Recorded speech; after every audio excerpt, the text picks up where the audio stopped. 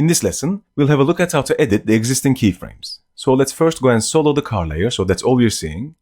And I'm going to collapse this second layer as well, so I don't see the keyframes from it.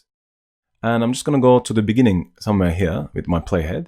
And then I'll use the plus key on the keyboard to zoom in. And similarly, you can use minus to zoom out. So I'm going to use plus a couple of times so I can see both of these keyframes like that. The distance between the keyframes controls the speed of the animation. What that means is this. If the current animation is going at this speed, but I want it to happen much faster, all I would need to do would be to bring the keyframes closer to each other, and that will speed up the animation. And you do that by getting your selection tool, and then clicking on the keyframe, let's say the second keyframe in this case, and then pushing this towards left to bring it closer to the first one. You'll see the same animation will happen much faster now. And I can exaggerate this even more. And if I play it, you'll see that's happening even faster. So the shorter the distance between the keyframes, the faster the animation. And of course, to slow this down, all you would need to do would be to separate the keyframes. If I click on the second one, maybe push this away from the first one, and I can zoom out a bit more by using minus on the keyboard. And then I can keep pushing this towards right. So I now gave it more time to complete the same animation, which means it will have to go slower than it did before. And this actually makes sense. Think about it. If I told you that you only have 10 minutes to go from your house to the supermarket, you have to drive your car at a certain speed. But if I told you that you only have a minute to go, then you have to drive much faster. Or if I told you that you have half an hour to go, you'll go much slower. So the distance between your house and the supermarket stays the same.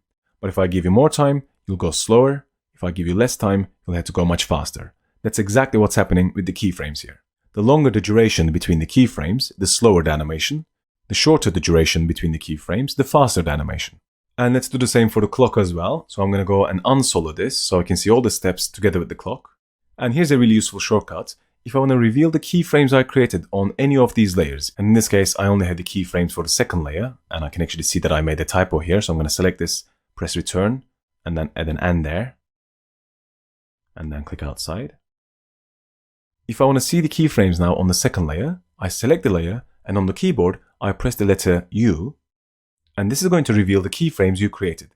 U stands for user keyframes. So this is such a useful shortcut that I use this pretty much every single time.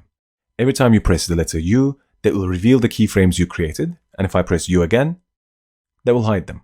So not always will you remember the keyframes you created. So if you select the layer and press U, that will reveal the keyframes, same here as well, and if you select and press U again, that will hide them. So what I want to do now is to line up the two animations so that the second hand here rotates at the same time as the car moves from left to right.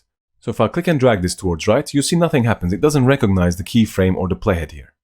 For us to tell it to snap, all we had to do is to hold down the shift key as we drag, and you see as soon as we get closer to it, it snaps. So if I move my cursor left and right, it doesn't go, or it snaps to the playhead as well, or to the keyframe. In this case, I want it to snap to the keyframe, so I let go there.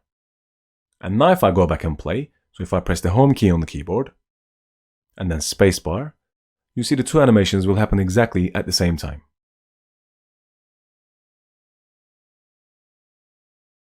And of course, if you want to speed this up now, I can select both of these keyframes by creating a marquee selection like this. And then I pull them left. And now the same animation is going to happen much faster.